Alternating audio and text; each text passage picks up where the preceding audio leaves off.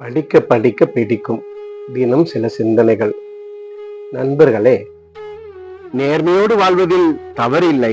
அதே நேர்மையை மற்றவர்களிடமும் எதிர்பார்ப்பதுதான் தவறு.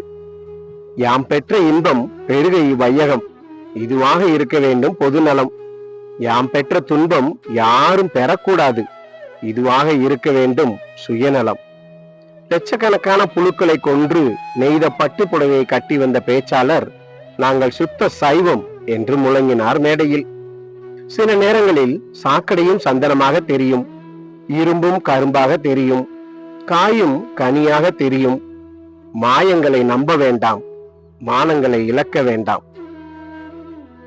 பிடிவாதமாக நின்று ஒரு வழியாக தவறுகளை மறைத்தாலும் மறைக்க முடியாமல் காட்டி கொடுத்துவிடும் வேறு வழிகளில். வெளியே சிலுசிலுக்கும் சில்லறைகளுக்கு ஆசைப்பட்டு வீட்டில் உள்ள வைரங்களை தொலைத்து விடாதீர்கள். பாராட்ட மனம் இல்லாதவன் நாக்குத்தான் பிள்ளைகளை குறை கூற வேகமாக நீளும். மனதில் அழுக்கு இருப்போரை, பிறரை இழுக்கு சொல்வோரை பந்தலில் வைத்து பாத பூஜை நடத்தினாலும் அவர்களின் மன தூய்மை மங்களாகவே இருக்கும். தேனீக்களின் தேன் கூடும், கருமியின் கருவூலமும் உழைத்தவர்களுக்கு பயன்படுவதில்லை.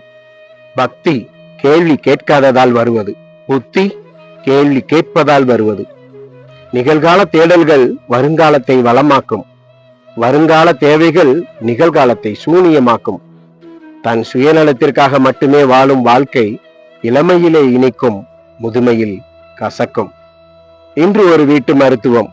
திடீரென்று வரும் தாங்க முடியாத வயிற்று வலிக்கு ஒரு வெற்றிலையில் சிறிது உப்பு சேர்த்து மென்று சாப்பிடவும், உடனே வலி சரியாகிவிடும். இன்று ஒரு பொது தகவல். செவ்வாய் கிரகத்திலிருந்து செய்திகளை பெற ஆசியாவின் மிகப்பெரிய ஆண்டனாவை சீனா உருவாக்கி உள்ளது. தொடர்ந்து இது போன்ற படிக்க படிக்க பிடிக்கும் கேட்பதற்கு நம் தமிழ் நம்பர் 1 ஸ்டோரிஸ் சேனலை சப்ஸ்கிரைப் செய்ய மறக்காதீர்கள். நண்பர்களே, வணக்கம்.